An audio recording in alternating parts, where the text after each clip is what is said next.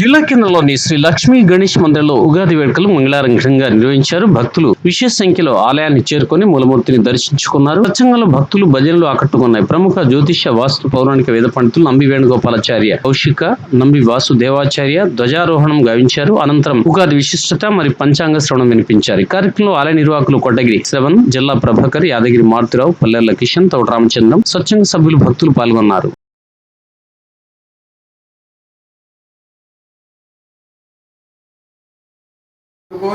పట్టుకొని మెల్లగా విడదీసి భగవంతుడి యొక్క హస్త స్పర్శ కలగడంతోనే ఆ మొసలి కాస్త శాప విమోచనమై ఊహు అనే గంధర్వుడిగా మారిపోయిన తర్వాత వచ్చింది గజేంద్రుడి మోక్షం.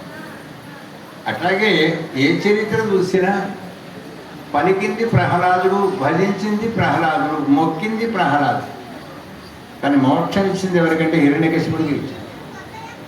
అట్లాగే తల్లి తండ్రిని ఎవరైతే పూజిస్తారో భగవంతుని పాదం ఉందా, ఎక్కడైనా దొరుకుతుందా అంటే ప్రతి ఇంట్లో తల్లి తండ్రి ఈ ఇద్దరి పాదాలు రోజొకసారి ముట్టుకోగలిగిన మహానుభావుడు ఎవడైతే ఉంటాడో లోకంలో వానికి నాకేదో మోక్షం దొరుకుతుందా అని కాదు, ఆ మోక్షం ఇచ్చేటువంటి జనార్దనుడే వచ్చి ఇంటి ముందు నిలబడతాడ, రావయ్య ఆ మోక్షానికి.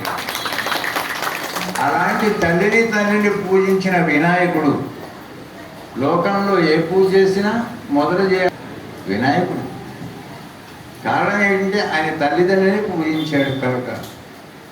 అలాంటి మహనీయమైన దేశంలో మనం పుట్టడం జరిగింది. క్రోధ్ అనే పదానికి అర్థం ఏమిటంటే పెరుగుదల. దీన్నే ఇంగ్లీష్ వాళ్ళు క్రోధను కాస్త గ్రోత్ అని పిలిచారు. గ్రోత్ అంటే ఎదుగుదల, క్రోధ్ అంటే సంస్కృతంలో ఎదుగుదల, మంచి ఎదుగుదలనిచ్చేటువంటి యొక్క సంవత్సరం అని దీనికి పేరు. కాలం అనంతమైంది కనుక ఒక్కొక్కళ్ళు ఒక్కొక్క రకంగా కాలాన్ని కొలవడం ప్రారంభం చేశారు.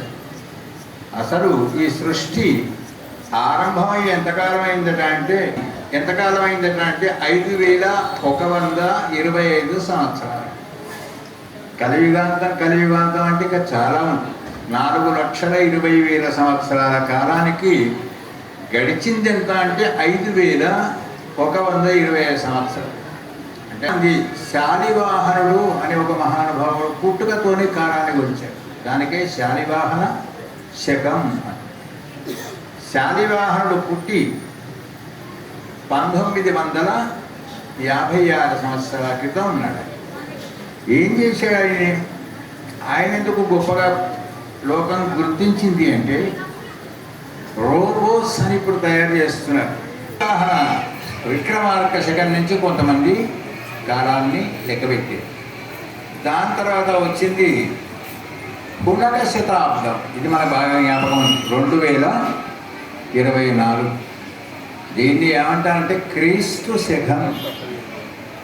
క్రైస్ట్ అనే ఒక మహానుభావుడు ప్రవక్త ఏం చేశాడట అంటే లోకంలో ఏది ఉంటే కలదు సుఖం అంటే కలిసి ఉంటే కలదు సుఖం.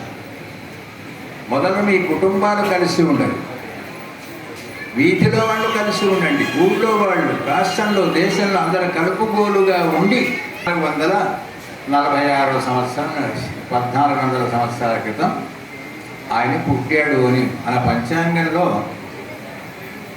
అందరినీ గురించి ఎవరెవరు విశేషమైన వాళ్ళు ఉన్నారో లోకంలో, ఎవరెవరెవరున్నారో లోకానికి ఉపకారం జరిగిందో అందరినీ ఒకసారి స్మరించడం అనేటువంటిది గణిత సంప్రదాయం. నామ సంవత్సరం దాకా వచ్చాను ఇక్కడికి. ఈ సంవత్సరంలో సుమారుగా పంటలు బాగా కర్షకానుకూలమైన వర్షాలు పడతాయని, ఆ తర్వాత పంటకు సరిపడే వాన పడుతుందని చేశారు. దాని తర్వాత మనకు కదా 5 సంవత్సరాలకు ఒకసారి భూలోకంలో పరిపాలికులు ఆవిర్భవించినట్టే పంచాంగంలో సంవత్సరానికి ఒకసారి గ్రహాల పరిపాలన మారుతూ ఉగాది వస్తుందో ఆ వారానికి సంబంధించిన గ్రహం రాజుగా గుర్తింపబడతాడు. మంగళవారం కనుక ఈ సంవత్సరం రాజుగారు కుజుడు, అంగారుడు. మరి తర్వాత శనేశ్వరుడు.